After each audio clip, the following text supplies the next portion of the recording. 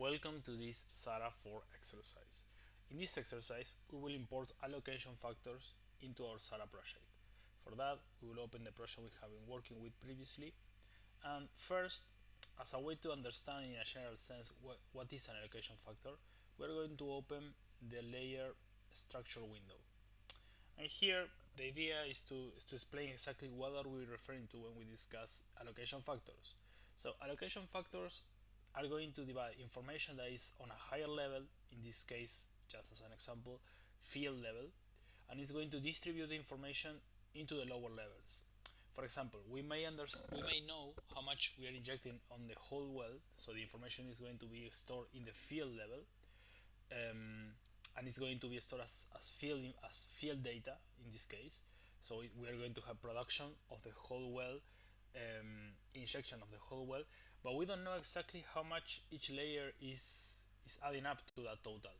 We may have some production coming from this layer or this other layer or this other layer, or we may have the information coming from different formation. For example, we may have 66% of the injection going to this formation and 33% going to this other formation. So the distribution is unknown. So that's where allocation factors come in. Basically, the idea of an allocation factor is exactly that: understanding how much of a total phase is going to each of the components of that formation, or in the case of the field level, can be either formation of layers. So in that sense, when we go to tools, allocation factors, alternatives, we can define different alternatives for the allocation factors. We may create new ones, and when we create an allocation factor, we need to define which is the type of the allocation factor.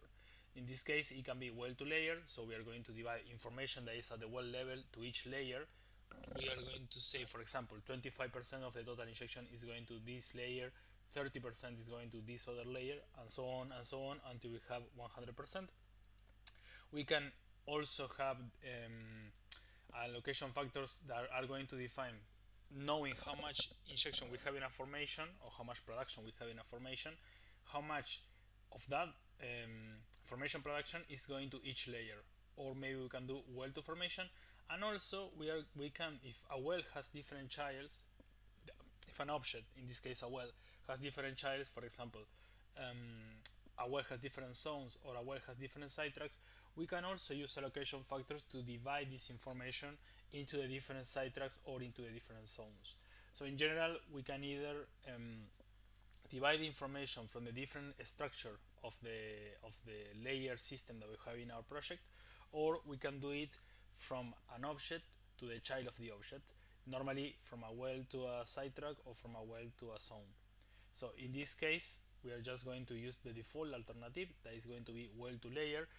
At this moment, when we imported the production data, we just imported the production data at a well level, so we don't understand currently, or we don't know currently, how much injection and how much production is coming from each layer.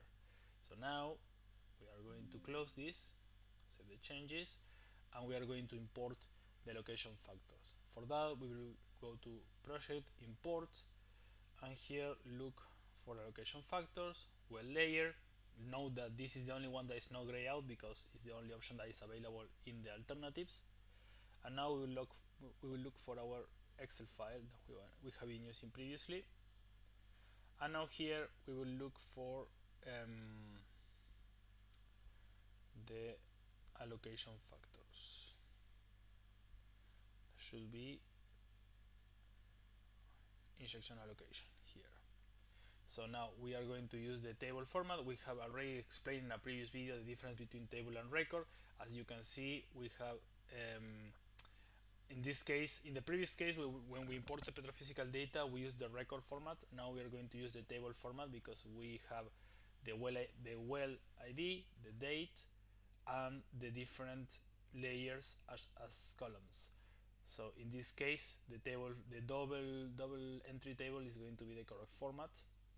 The alternative is going to be the only one we have available, and we are importing only injection allocation factors, so we have to define the variable that is going to be injected water. And now we as note here that the keywords, in this case the layer names are being used as keywords and that they are being recognized because we selected the table format. So now we have everything here and we are going to import it. And now we have our data, allocation factor data imported. Now the next step, once they have been imported, is to apply them. They are going to be applied by going to this menu here, allocation factors, apply, and here we are going to select our alternative, the default alternative, and the production is going to be monthly. It's been that, that's how it was imported from the access file in a previous exercise. We are going to apply it to the history scenario, and the subphase is going to be the total subphase. Here we use all the wells, and the phase that has been defined is injected water in this opportunity. So we apply. We are going to receive a report here. Note that we may have some alerts here, but some inconsistencies as they are called, but they are normal because some wells are never going to have an injected water phase because they have never been injectors. In the case of the wells that are only producers in all the whole life of the project, they are going to have this inconsistency because basically Sahara is looking for water injected in that well, and it doesn't have a value in the whole history of the project, so it's going to report it as an inconsistency. But it doesn't matter. It's common to have these kind of things. The other way around is going to happen in the case that we are using allocation factors for production, and we have a well that has never been a producer, that has been an injector from the start to the end of its life. So the same thing is going to happen in that case. So now we click OK, and now the allocation factors have been applied. In the next exercise, we will do some more use of the allocation factors. We are going to see how to go to the edit window in the allocation factors to check on them and see how they are reported as well. So for now, that will be everything for this exercise. Thank you for watching and have a great day.